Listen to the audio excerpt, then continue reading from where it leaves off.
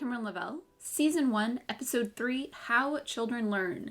In this episode, we're going to be talking about the foundations, the basics of what I think that you need to know in order to understand how children learn and how to start implementing education in your home, whether it is supplemental education to whatever is happening in whatever school your child is attending, or whether it is the sum total of their education, you are homeschooling, maybe even unschooling.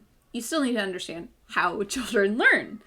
And not just children, this is really people. I say children because that's what we're really talking about, but it applies to everyone. So a lot of this is going to seem basic, but at the same time, it's things that people forget to remember. And that's why we're talking about it. Such as this first section, first we're going to talk about when children are ready to learn. Children are ready to learn when they are, and people, when they are rested, they are fed, and they are emotionally regulated. Pushing a child to try to get their homework done at 10 o'clock at night is not helping anyone. It is much better to not do the assignment and to get the rest. Having them wait to eat their snack until after they do their work is not helping anyone. They need to eat. They can't learn if they're not eating. If they're saying they're hungry, feed them. Even if you think they're using it as an out, it's better to just feed them and move on from there. And emotionally regulated. If they're feeling overwhelmed, stressed, anxious, maybe there's something else going on in their life even that is preoccupying their thoughts, they're going to have a much harder time learning. So spending some time helping them to feel calm and relaxed in whatever way works best for you. I'm not going to get into that too much right now, but whatever it is that works. Whether you guys have a mindfulness practice or going for a walk or playing a video game or listening to a read aloud or whatever it is. Taking the time for a child to be emotionally regulated is very beneficial. In this season of our lives, January of 2021, we are in a pandemic still, and it is a stressful world. And the kids are still feeling that stress. So keep in mind that when that stress is being felt, a lot less learning can happen. So anything you can do to reduce the stress level in your home, in yourself, will also help to reduce it in your child. And everyone will be able to learn better and be in more enjoyable day. Okay, so next section that I want to talk about is engagement.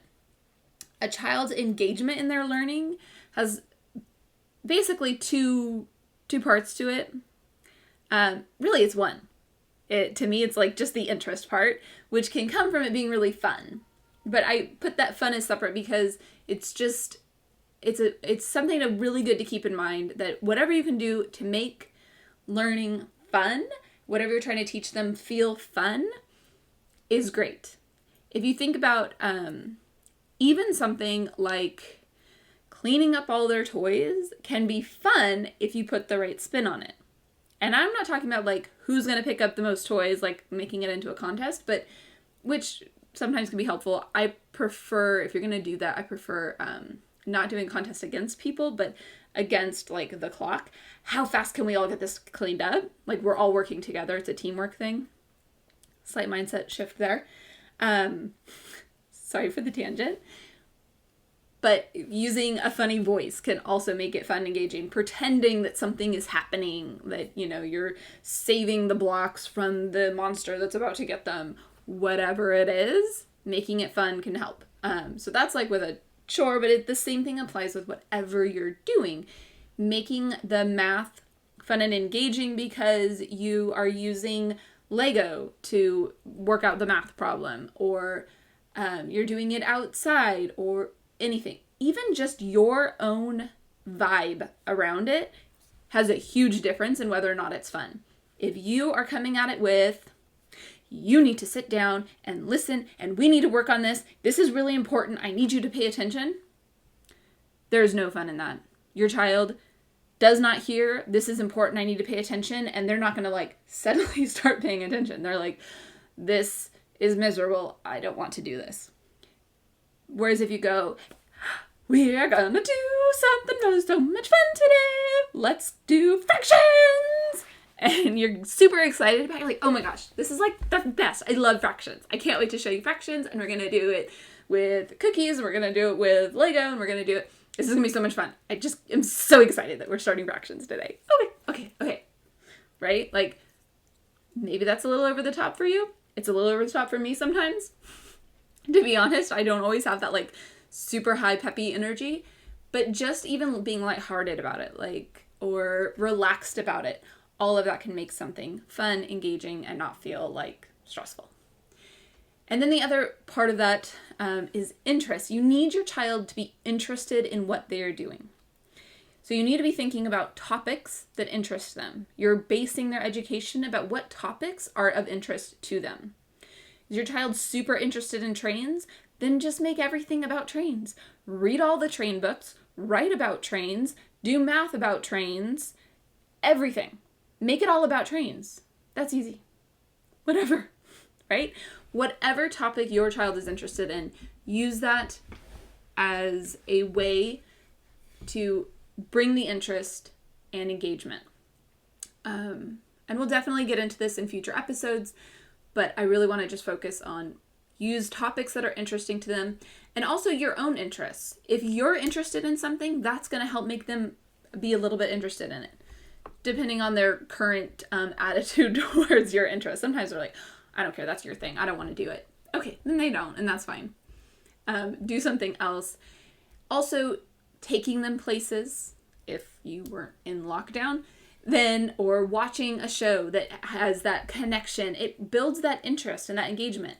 If they were never interested in, I'm just thinking about sea life, if they were never interested in about the ocean, I'm a huge ocean fan, sea life particularly, I just love it. I'm a scuba diver, I'm all about it, right? If my child was not interested in it because they never experienced it and we're in a lockdown, I might be showing some ocean videos, some sea life videos, not for the purpose of teaching them something particular about sea life, but just to see if it gets their interest and to share my interest.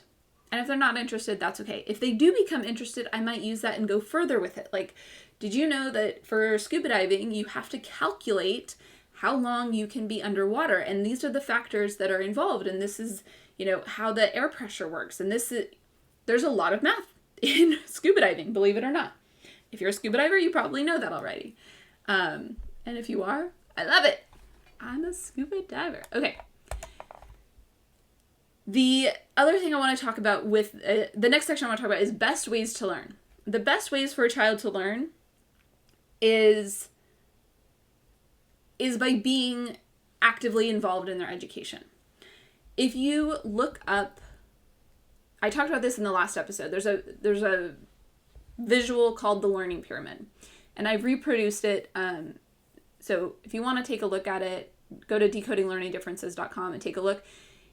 It's not the end all be all. I'm not saying that it's the absolute 100% truth for every single person. It's various studies have shown in general that people, really it's not children, it was more adults that were studied, as I understand, like college level. Lecture, you retain 5% of what you've heard in a lecture. You retain 10% of what you've read. You retain 20% of an auditory visual combination. You hear it, you see it, 20%.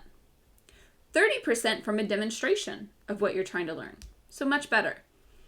So you'll see there that the more modalities that are involved in learning, the more a child learns. But they learn much more than that if they are participating in their education through discussion, practicing it by doing it, teaching it to others. This is how children actually learn. People actually learn. 90% of what you teach to someone else, you will remember. So if you're really trying to remember something, or you really want your kid to remember something, then you or your child need to be the one that's teaching it. Whoever's trying to remember it or needs to remember it should be teaching it. If you want your kid to memorize those math facts, have them teach their dolls the math facts. Have them come up with a way to remember them so that the dog will remember their math facts. See if they can get their dog to remember, right? Whatever it is, the neighbor, even an older sibling, have the younger sibling quiz them. And really, you might want the younger sibling to be the one remembering it, but the older sibling can be like practicing it as a way for the younger sibling to be teaching it. Math facts in general, I wouldn't focus too much on, but that was just an example. This is a lot better with more conceptual ideas, understanding what multiplication is in general, teaching that to others so that you understand what is multiplication really. The more a child does to show that, to do that, to be physically involved in it, all the modalities. So the best ways for someone to learn is multimodal. Discovery, figuring things out for themselves, being actively involved, teaching others. It is all about participatory education, being participatory in their own education.